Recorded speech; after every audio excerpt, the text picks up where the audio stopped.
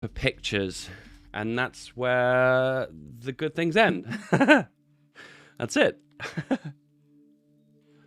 Could the spread of an Indian variant jeopardize plans to ease lockdown? Strain is now more dominant in 4 areas where the cases have soared by 93% in a week. As the minister warns, tiered restrictions are still on the cards amid the rise of hotspots in the north. Oh boy. So, UK is doing fantastic when it comes down to vaccination rates. Vaccination rates, COVID. And we are doing absolutely fucking fantastic. If there's anything to be said about the UK and Boris Johnson, we are doing very well on the back end of coronavirus. Not so good on the front end. Mongolia is showing high vaccination rate. Well, the more you know, eh? So the fully vaccination rate in the UK is 27%. That doesn't sound very high. And Israel, because I know Israel's a hotspot at the minute for more than one reason, is 56%. Oh, shit. I'm not going to... I'll be honest with you, I'm not heavily invested into this. So my understanding of why or how is a little bit rough. I understand they probably bought up the vaccines ahead of time because the UK was the first nation to allow the first vaccine, which was the Pfizer one, and America's 35%, which is it just get a lot making. Oh wow, I didn't even know that was the case. They're vaccinating so fast in other places around the world that they're overtaking the UK. At one bit, we were way ahead of everyone. 38% in Chile. Boss is the second worst in the UK right now. Feels bad, man. And India, unfortunately, is getting a horrendously bad time at the moment. They've got hit the latest and the worst. Have you heard the Emirates? God, I can't think of the word. Emirates. 39% as well. Qatar. Mongolia. I don't want to see what Mongolia is. Mongolia, 19%. Damn. So, yeah, that's the situation. At first, it looked like on the back end of the lockdowns, UK was vaccinating at an incredibly high rate. And all of a sudden, we've slowed down a bit now, and some of the nations are getting more and more fully vaccinating. I think what's happening is the UK is administering a lot of first-time doses, but not so many of the second-time doses. What happened to that Johnson & Johnson virus? Because that was the one... Johnson & Johnson vaccine. This one was unique because this was the one that required only one shot. It was cheap to make and it didn't require storage at like ridiculously cold temperatures. So it was like the best of all the vaccines. Has it been approved yet? Approved Johnson & Johnson in Germany. COVID vaccine for adults of all ages. Dated 10th of May. Whoa! Thanks for the raid, Ludi. I appreciate that, dude. I love Ludi.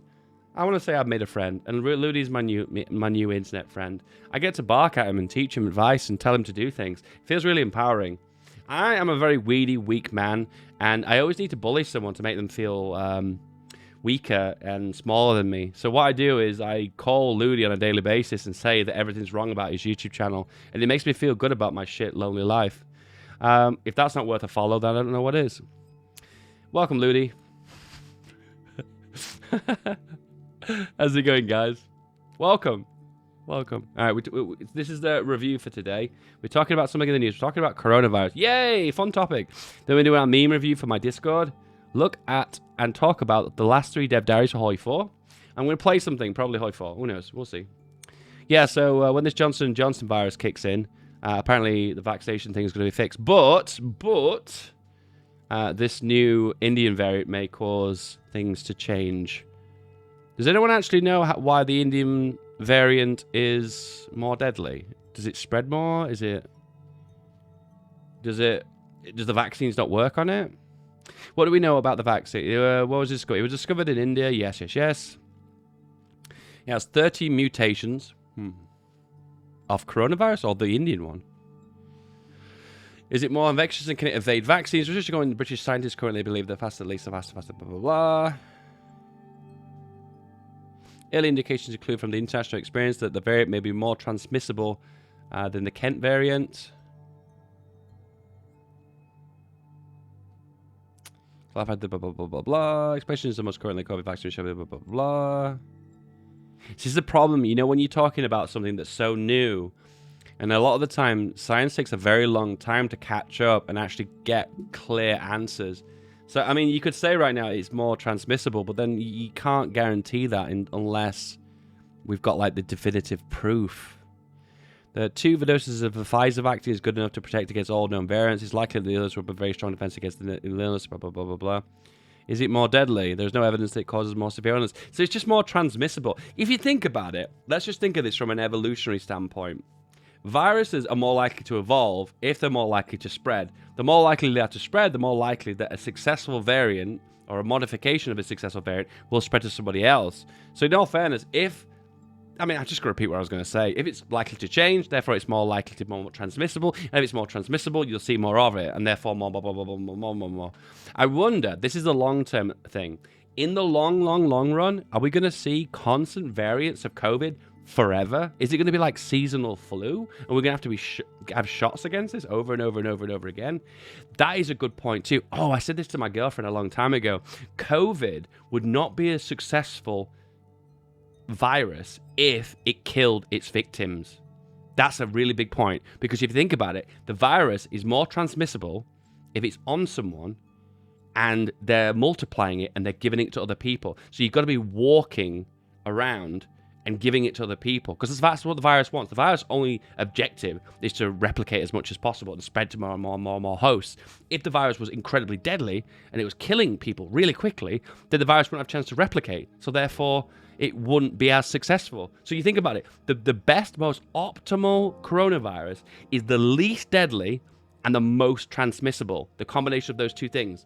If there was a virus that came out that, like, if it came out and it had no symptoms, but then all of a sudden after like day 12 you just drop dead, holy shit, that would be such a scary virus, wouldn't it? Because you'd be able to spread it to all your friends, your family, and then all of a sudden on day 15 you're just dead. God, man, that would be Plague Inc., wouldn't it? I love your videos. I love you, bro. This is the end. I know, there we go. I talked about something in the news. That was kind of cool. Do you guys enjoy that? I feel like we're educating ourselves. I feel like I'm learning. I feel like I'm learning about the world.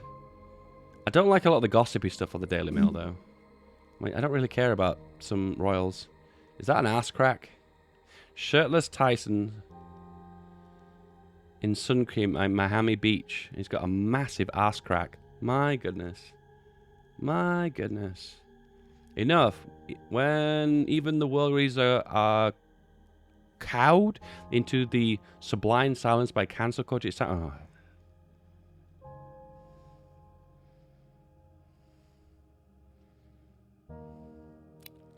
I don't know what to say about Piers Morgan, to be honest with you. He feels like he's really good at complaining about things.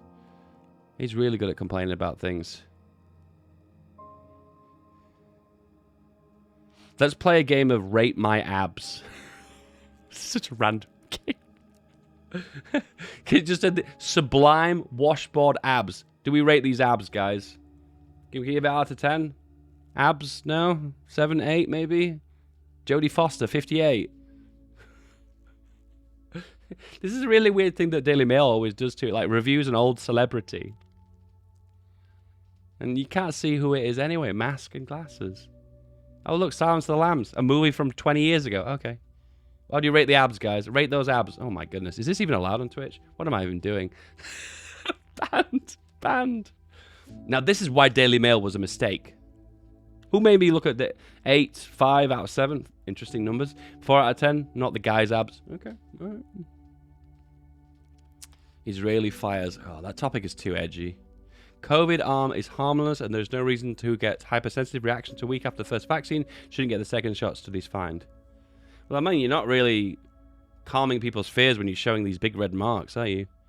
I'll be honest with you, I've had the 2 Pfizer vaccines and both times my arm was so dead for like exactly 24 hours. Like dead on 24 hours. Like the minute I woke up from the second day, my arm was perfectly fine. It like instantly was there and instantly gone. Rate the Boris bod. Oh, I'm so warm right now. I have to take this off. Oh, rate my abs. No, I'm joking. Oh, look, it's another advert for Huel.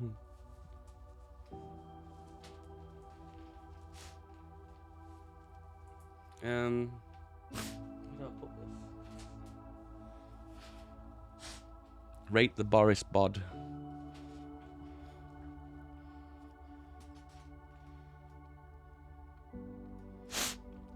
Ellen DeGeneres is at the end of her talk show after 19 seasons. The ratings have plummeted.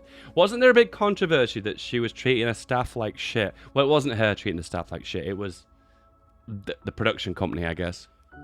They were getting paid basically nothing. They were having no sick days. They were having no parental leave. They were having like basically no holidays. It was insane.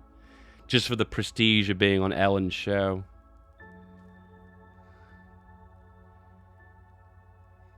What gets me is when like a celebrity has a, let's say, a business or has a show in her case, and and you find out that the show or the business is getting a lot of flack for its employees. How much of impact is the leading person controlling this? Like, how much is she individually causing the problems of her employees? Or is it the business as a whole? And how much input does she have? Like, so you hear a lot about Elon Musk. Like, Elon Musk really hates unions. Regardless if you like or hate unions, fuck it, who cares? But the truth is that how much control does Elon Musk have over that? Was it his call to do that? I don't even know. Who is Ellen? Is it Ellen DeGeneres? DeGeneres? I watched Elton John's the movie Rocket Man. I thought it was really fucking good. It was really, really good. It actually surprised me, actually. I liked it more than I thought I would.